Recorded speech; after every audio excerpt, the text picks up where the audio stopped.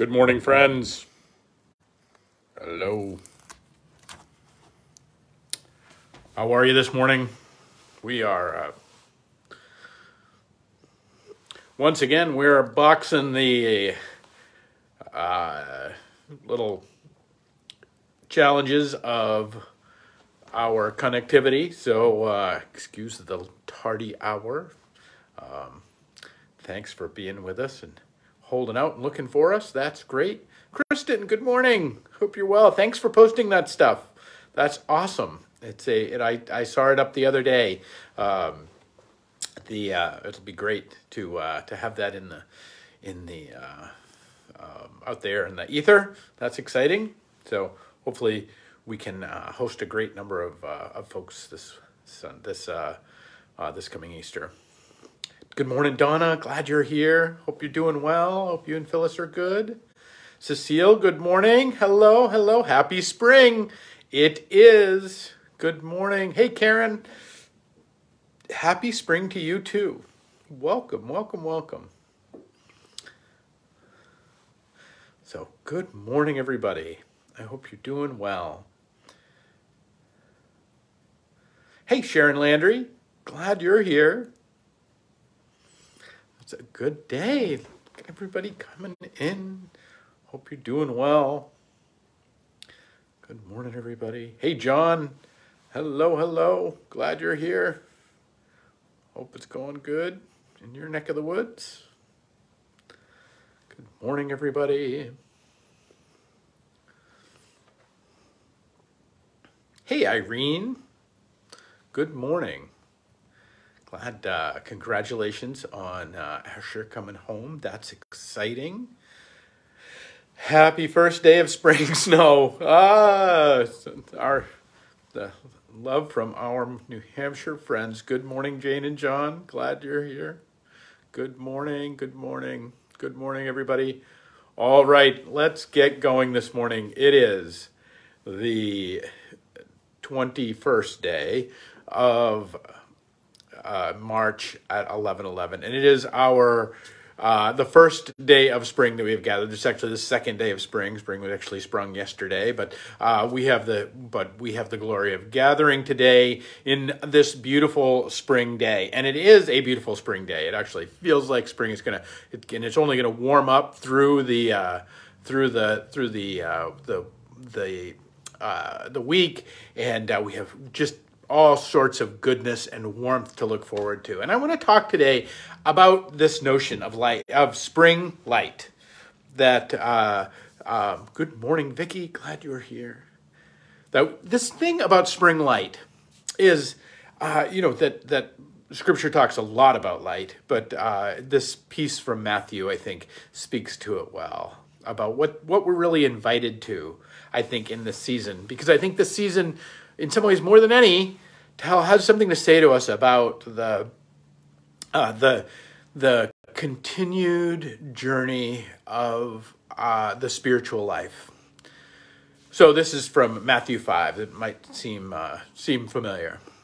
You are the light of the world. A town built on a hill cannot be hidden. Neither do people light a lamp and put it under a bowl. Instead, they put it on a stand, and it gives light to everyone in the house. In the same way, let your light shine before others, that they may see your good deeds and glorify your Father in heaven. This invitation to let our little light shine, let it shine, let it shine. This invitation to let that which comes through us out into the world, to not have it obscured, to not have it dampened with grief or with loss, to not have it part of confusion or hurt, but to simply let the light that comes from God to come through us to the world. That I think that the springtime speaks to us more about what this looks like, about what it really is to step into that reality than kind of any other time. Because there's certainly light in the winter, right? There's plenty of light in the winter, but there's no heat in it. And we can, and that's kind of like our life. We can look at our life, and we can, or in that when we're kind of know the right thing to do, like we know that there's that we can see, the thing to do, but maybe we're, for whatever reason, there's no affection in it. There's no desire for it. There's no heat in it. And so the winter light actually just gives us this although all the seasons have their beauty, So don't say that we should be, favor this time over another. But the springtime is this coming together again. It's this reuniting of the heat of the sun. When you step out today, I hope you can point yourself towards the sun and you can feel it on your skin and feel the warmth of it coming back from when you could point your face towards it, and it might not have had quite so much warmth. My friend Stephanie is in Florida right now, and her face is she sent me a picture this morning. Her face is all red, and she's looking like she's getting the classic kind of New England, Florida journey of you go down there and just burn yourself for a couple days. And so, I'm super excited for her, but it is kind of unnatural in the sense that it's this heavy kind of sun which she's getting, but what we're witnessing here on this second day is the return of the heat to the light. And what I want to invite you to is the return of the heat and the light in your spiritual life. That what that really looks like and how that is really cultivated is kind of captured in this, remembering that we are the light of the world. That if God's love and God's grace is going to come into this world, it's going to come through us. That in fact, if God's goodness is going to come in this world, it's going to come through us. That we are the light of the world, and that we are called to bring with it both the heat and the light, to bring our hearts and our passion, and to bring the best that we know how to do. And that when those come together in us, they become beautiful and powerful and wonderful. That the light of, and the world illustrates this. I mean, the physical world illustrates this inner reality of what we're being called to. After every winter of our life, by the way, after every winter of our life. But the physical world right now is contending with daffodils and blossoms and snowdrops and the power of more beauty that is to come, that is being elicited. All that which was dead is now alive again. And it is because of this reuniting of this beautiful light that we see, but also the power and the heat that comes within it. And it's those two things that begins the stirring of the world once again. And so too is it the stirring within our own souls. Friends, there's none of us who've gotten through this winter without some griefs, without some pains. Maybe we have some betrayals. Maybe we have some heartbreaks. Maybe we have some worries and some concerns that we just can't put on the shelf because they just seem so immediate and so in our face. And yet this invitation to remember that we are the light of the world. To remember that there's a light that shines upon us and shines with us that wants to bring all of the passion and the heat and the goodness of loving, as well as the illumination and the smarts and that when we bring those together as best we know, amazing things happen. Friends, in many ways I would consist that our souls are like diamonds. Our souls are like diamonds, that they shine with light. They glisten, and they're more beautiful. And yet the thing that we even need to remember is that your soul, your eternal self, your very being, who you are, both in this world and into the next, is going to last longer than a diamond. Diamonds have so much value, not just because they're beautiful, not just because they're hard, not just because they can be used for tool use. They are valuable because they are indestructible and they will last supposedly forever. And yet, your soul, the light that dwells within you, that shines through you, and that is born for the world, is going to last longer than that. That's the eternal promise of what it is to step into this life of spirit.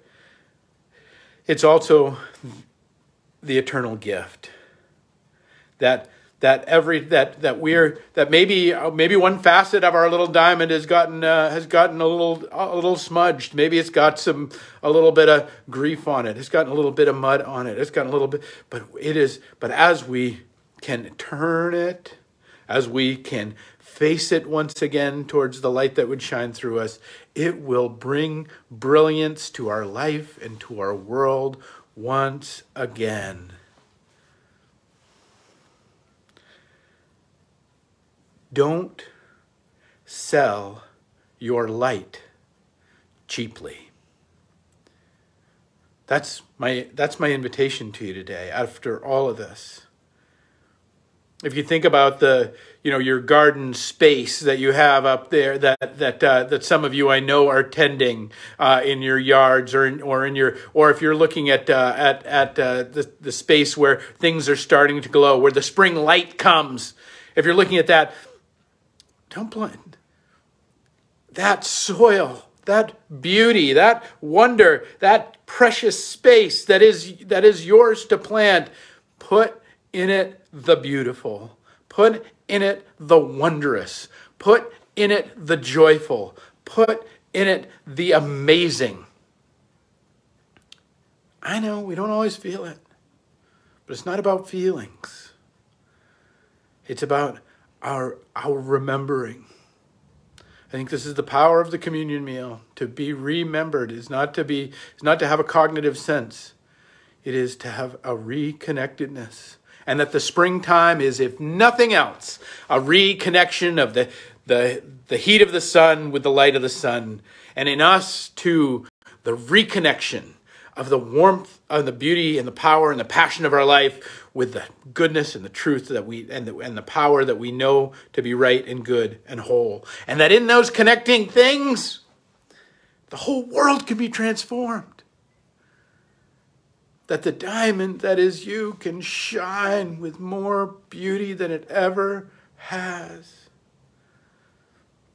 But don't let it be marred by smallness. On our first gathering of spring, take this day as a day of promise and as a day of all the things that are going to grow ahead of you, all the things that are going to come, that when you look out at maybe a bleak yard or maybe a brown world, all the buds that have promise and amazingness in them, take that as your charge this day. And don't sell your heart short with nothing but selfishness, because it's not that caring about yourself is bad. It's that the selfishness is such an anemic, weak love compared to the power and the beauty of the love for others, and that shines upon the world, and that when it shines through us, that the power of our own smallness is actually that they are to try and contain ourselves, to put the bowl over our light, to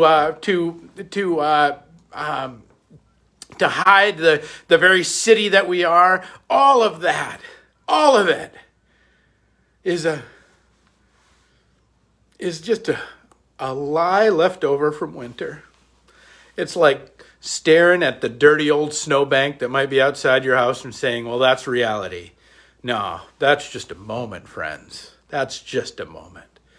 And in a moment, it will be gone, and the beauty of this season will come forward.